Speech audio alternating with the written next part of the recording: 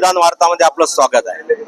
आता आपण आहो वाल्मिकी नगर विलेपार्ले या ठिकाणी. बामणपाडा असं त्याचं नाव आहे. आणि आमच्या सोबत आहे, काय नाव सर आपलं? पंत, अंबादक पंत. अंबादक पंत. और आपका सर? मेरा नाम है अरखा भाई गामी। अरखा भाई गामी. अभी इन्होंने यहाँ पे हमने जो पथनाट्य सादर किया है वो देखा है और उसके बारे में हम इनसे राय जानना चाहेंगे कि आपको कैसा लगा. बहुत ही अच्छा लगा। ये हर जगह होना चाहिए, हर नागरिक को इसके बारे में जानकारी होनी चाहिए। जो आपने यहाँ पर नाटक प्रस्तुत किया वो हर गली, हर नुक्कड़, हर जगह को, हर नागरिक को पता हो और उसके बारे में हकीकत और सच्चाई जानी जाए। जो आज के समय पे अफवाह फैलाया जा रहा है उसके बारे में जागरूक करना जरूरी है।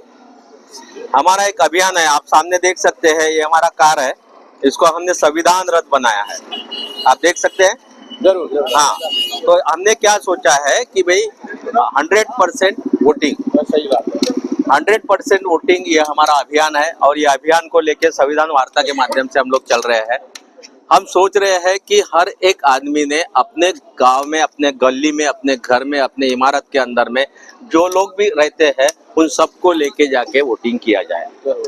जो आज की तारीख में वोटिंग उतना नहीं हो पा रहा है और 100% वोटिंग करने के लिए जिस तरीके से हमने बोला एक आदमी और एक को ले जाके हर आदमी 2 वोट दे सकता है, बराबर है.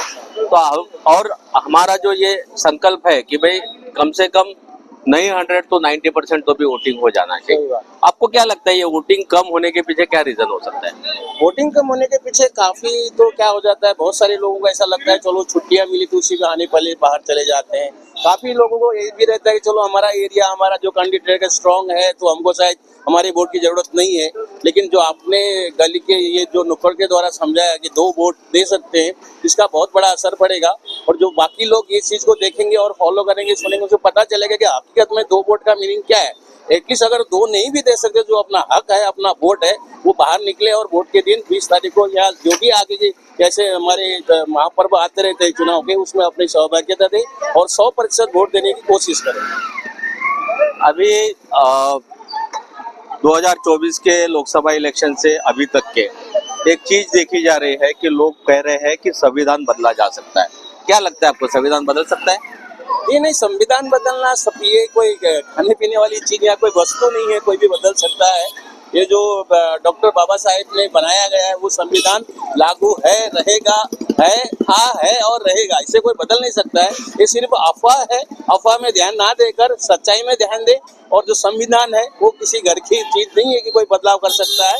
लेकिन जो ये झूठ प्रचार हो रहा है उसको ध्यान न देते हुए सच्चाई की तरफ देखें और अपना हक जो है, अपना एक ही चीज है, जनता का एक ही उससे जा सकता है जो वोट है, वोट का तरीका, वो वोट दे और हो सके जितना हो सके अपने देश का, शहर का, गली का, अपने क्षेत्र का विकास करने में सहभागिता करें. आरक्षण जो अभी मिल रहा है वो SC ST OBC को मिल रहा है, वो आरक्षण के ऊपर में आप क्या बोलना चाहोगे? जो मिला गया है, अभी तक दिया गया है, वो बात सही है. अभी इसमें भी बहुत सारा सुनाई दे रहा है, उनको निकाल के वहाँ पर 10 दे देंगे, उसका कम करेंगे. जो दिया गया है उनका अगर आगे वालों को देना है, दूसरी तरफ देना है, तो ये जो जिनको मिल रहा है उनका नुकसान हो जाएगा, तो उनकी भरपाई कौन करेगा? ये चीज ऐसी नहीं है कि किसी के कहने से ही वो आरक्षण नहीं बढ़ जाएगा, घट जाएगा. लेकिन जो चीज हो रहा है तो वो सिस्टम से होगा तो अलग बात है. लेकिन अफवाह द्वारा किसी को, पार्टी को या पक्ष को अपने पक्ष में लेने के लिए सिर्फ वोट के लिए ये चीज करते हैं, वो गलत है.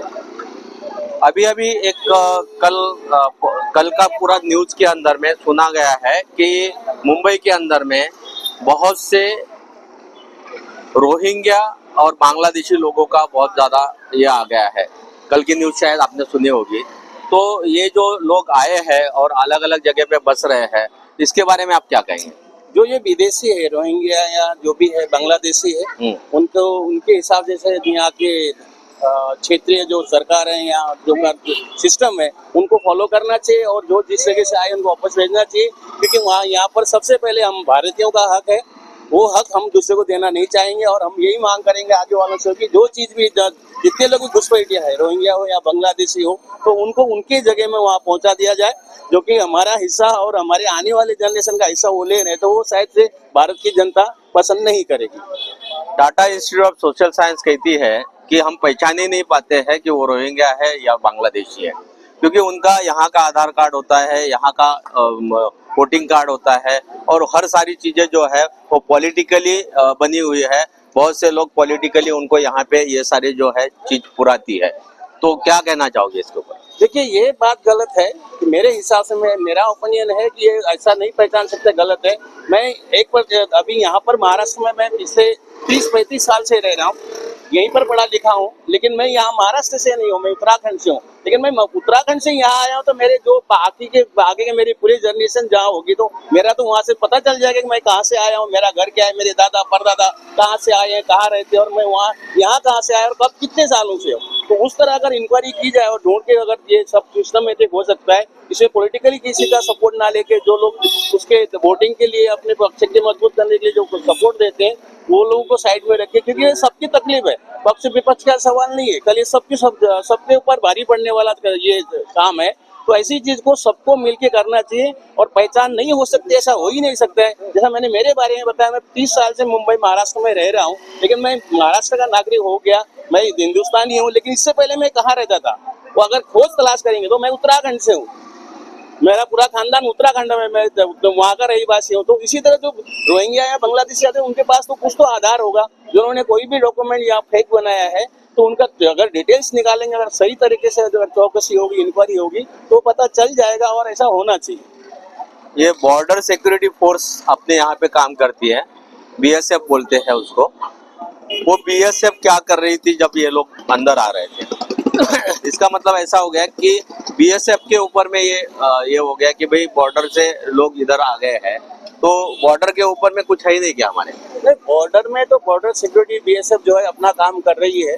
तो इसमें क्या हो जाता है, आने वाले लोग काफी कुछ अलग अलग तरीके से आ जाते हैं, जरूरी नहीं कि बॉर्डर के रास्ते ही आते हैं, कोई नदी के किनारे तरीके से आ जाते हैं, कोई जहाँ पर फेंसिंग नहीं है वहां से आ जाते हैं। उसके बाद अगर एक स्थायी रूप से यहाँ बसोबास करता है तो वो 10 को लेके आता है। तो बीएसएफ काम नहीं करती, हमारी सिक्योरिटी फोर्सेस काम नहीं करते बोलना गलत है, वो अपना काम बखूबी निभा रही है। मैं एक आर्मी फैमिली से हूँ, मेरे घर में 4 जन अभी भी ऑन ड्यूटी भारत के अलग अलग जगह में काम कर रहे हैं। मेरे पिताजी खुद आर्मी वाले थे, मेरे चाचा खुद आर्मी वाले थे। तो ये बात मैं मानता नहीं है कि हमारी सिक्योरिटी फोर्सेस बहुत मजबूत है, सब करती है, लेकिन जब तक यहाँ वालों का सपोर्ट नहीं मिलता कोई भी बाहरी विदेशी हमारे देश में नहीं आ सकता। मेन बात क्या है कि यहाँ पर जो आने का सिस्टम है उनको हर चीज की व्यवस्था की जाती है, हर डॉक्यूमेंट बनाए जाते हैं, तो उसके बाद वो धीरे धीरे एक पर रह गया, दूसरा तीसरा करते करते उनकी तादाद बढ़ जाती है।